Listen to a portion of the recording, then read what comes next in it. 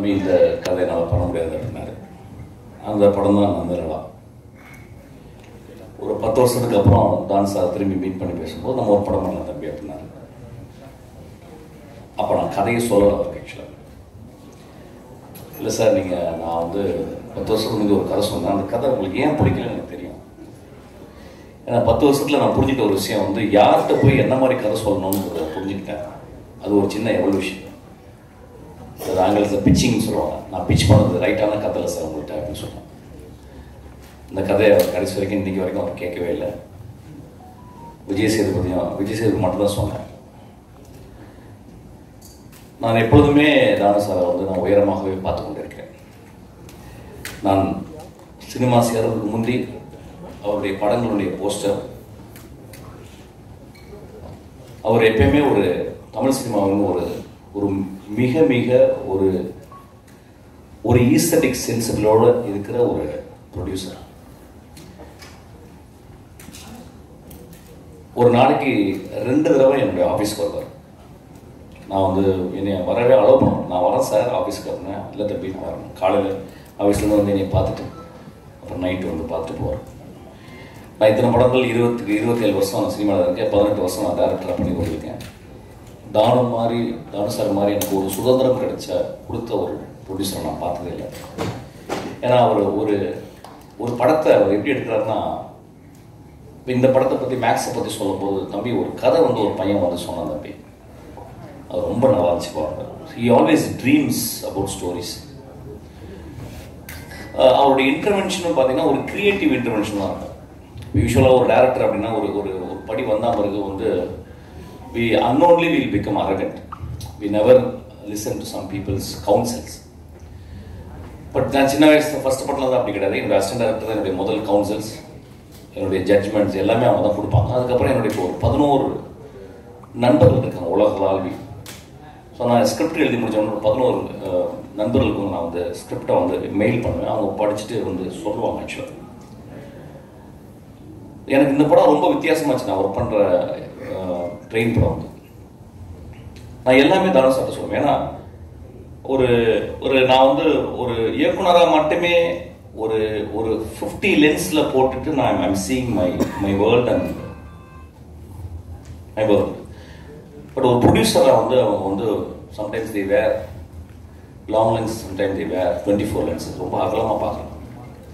நான் நேற்று தானு சார்ட்ட நான் சொன்னேன். ஆக்சுவலாக ஒரு படத்தை 3 விதமாக பார்க்கலாம் சார். ஃபஸ்ட்டு வியாபாரமாக பார்க்கலாம். 2வது அதுக்குள்ள இருக்க டெக்னிக்காலிட்டிஸ். 3வது அதனுடைய கலைத்தன்மை.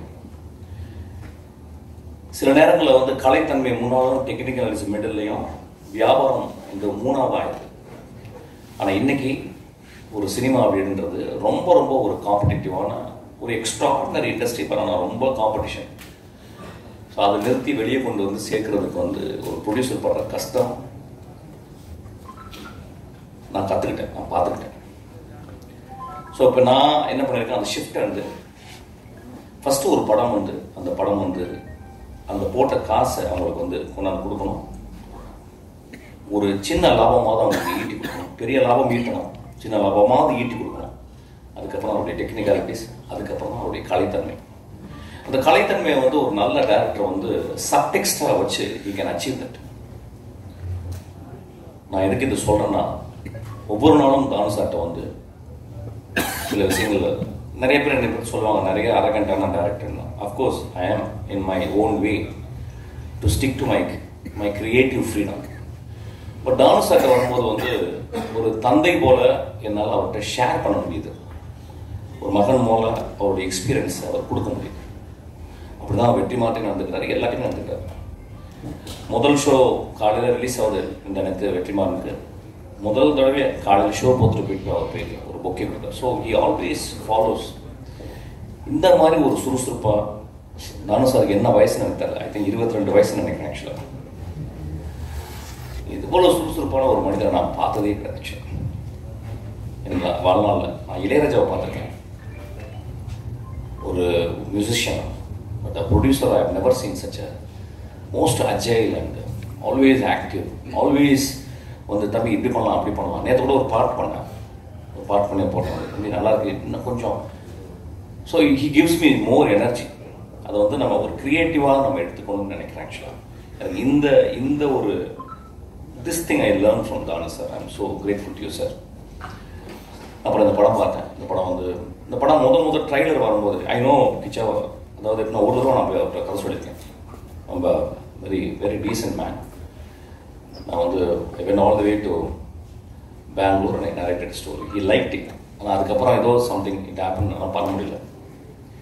அவரும் ஒரு 30 வருஷமா 25 வருஷமா ஒரு ரொம்ப ஸ்ட்ராங்காக அவர் வந்து ஒரு பெரிய ப்ரொட்டாகனிஸ்டிங், ஒரு பெரிய ஹீரோ. அவர் வந்து இப்போ நம்ம அவர் படங்கள் நம்ம வந்து இங்கேயும் பார்க்கணும். இப்போ வந்து ஒரு படம் வந்து இப்போ வந்து இந்தியா வந்து ஒரு மாநிலமாக கிட்டத்தட்ட சினிமா படத்தில் யார் வேணாலும் எங்கேருந்து வேணாலும் அவங்க வந்து ஏற்றுக்கொள்ளப்படுகிறார்கள். அப்படி தான் இருக்கணும் ஆக்சுவலி. இப்போ வந்து ஒரு ஹீரோ எங்கள் ஏரியா ஹீரோ அப்படிலாம் கிடையாது. இப்போ வந்து இது வந்து ஒரு கலையாக மட்டுமே சினிமா பார்க்கப்படுகிறது. ஸோ இந்த படம் ரொம்ப நல்ல கமர்ஷியலாக ஓவர் கமர்ஷியலாக இருந்துச்சு.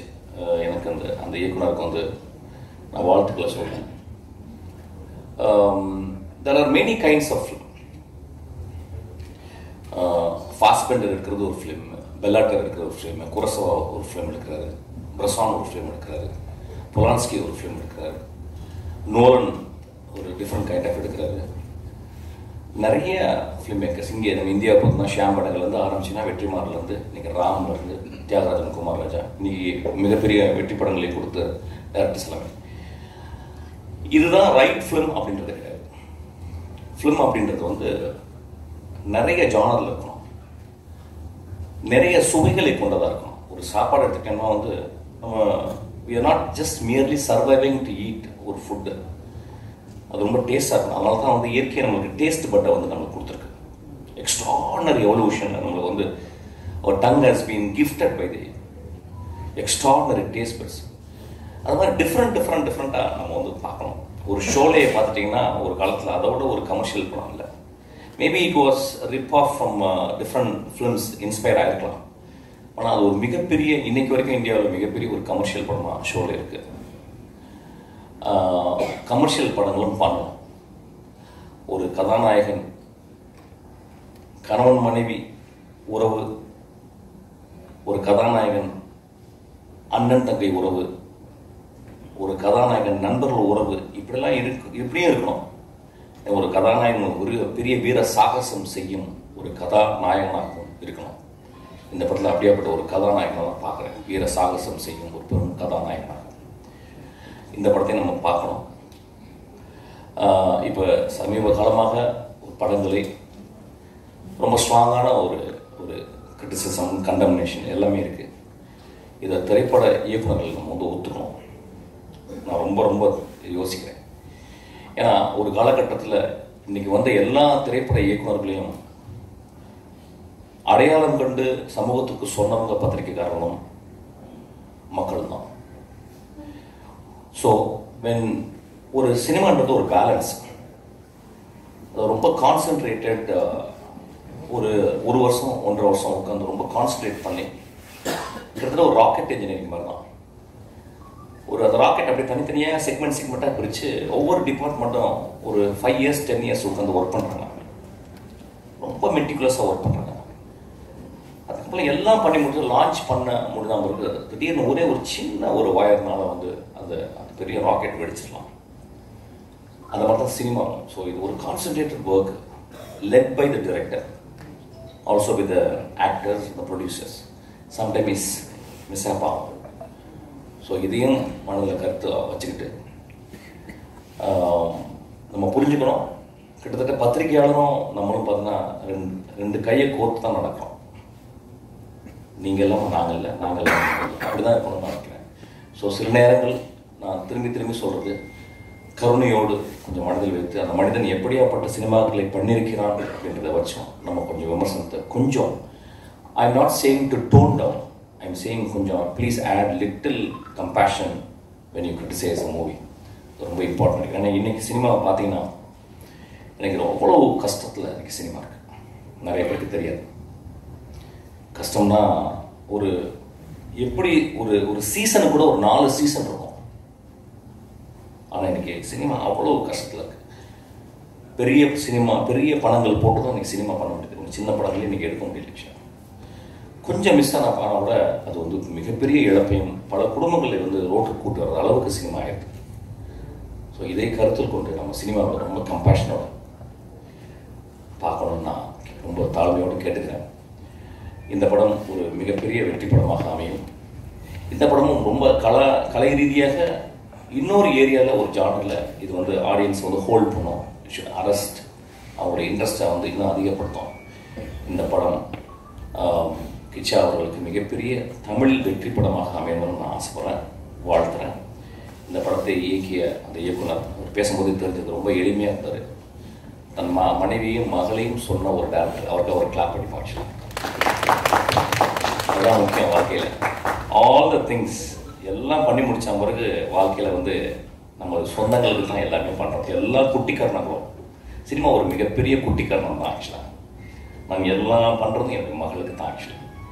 ஸோ அது மாதிரி அந்த டேரக்டர் சொன்னபோது எனக்கு ரொம்ப மூவ் ஆகிட்டேன். அதுக்காக இந்த படம் ஓடு சார், பெரிய ஹிட்டாக வந்து வந்திருக்கோம் எல்லாருமே நான் ரொம்ப வாழ்த்துறேன். தானு சார், நீங்கள் எப்பொழுதுமே மனிதர்களை கண்டுபிடித்து அவங்க கதையை கேட்டு அந்த கதையை நேசித்து அந்த படங்களுக்கு வந்து உங்களுடைய சம்பாத்தியத்தையும் உங்கள் உழைப்பையும் நீங்கள் கொடுக்குறீங்க. உங்களுக்கு இந்த இயற்கையை உங்களை பத்திரமா பார்த்துக்கோ சார். இன்னும் ஒரு 50-100 வருஷம் நீங்கள் வாழணும்னு நான் வாழ்த்துறேன் சார். இந்த இயற்கையை நான் சொல்லலாம் வந்து தானு சார் வந்து இப்படி மேலையில் புகழ்கிறாரு அவர் படம் பண்ணுறதுனால அப்படின்னு சொல்லிட்டு, அதில் ஒரு துளி கூட உண்மை இல்லை. நான் ஏற்கனவே அதான் சொல்லி ஆரம்பித்தேன். தானு சார் என் படத்தை பிடிக்கலன்னு சொல்லி வந்தார். இன்றைக்கும் அந்த படத்தினுடைய கதையை நான் சொல்லவே இல்லை. ஏதோ என்னுடைய படங்கள் வந்த விதங்களை பார்த்து எனக்கு ரொம்ப நேசித்து அவர் இந்த படத்தை கொடுத்துருக்காரு. இந்த படமும் ஒரு I don't say it's a great film, it's a very humble film. Very form wise நான் நிறைய விஷயங்கள் ட்ரை பண்ணியிருக்கேன். அதுக்காக எனக்கு அவ்வளோ ஒரு நாள் கூட எனக்கு வந்து அவர் சளைக்காமல் நான் கேட்ட பணத்தையும் நான் கேட்ட டெக்னீஷியனையும் அவர் கொடுத்துக்கிட்டே இருக்கார். ஆக்சுவலாக I feel very proud to work under Thanu sir. நான் எப்பொழுதுமே நீங்கள் கூடும்போதும் உங்களுக்கு நான் படம் பண்ணல சார். என்ன ஒர்க் நீங்கள் கேட்டாலும் உங்கள் ஆஃபீஸில் வந்து நான் பண்ணுவேன் சார். Thank you so much.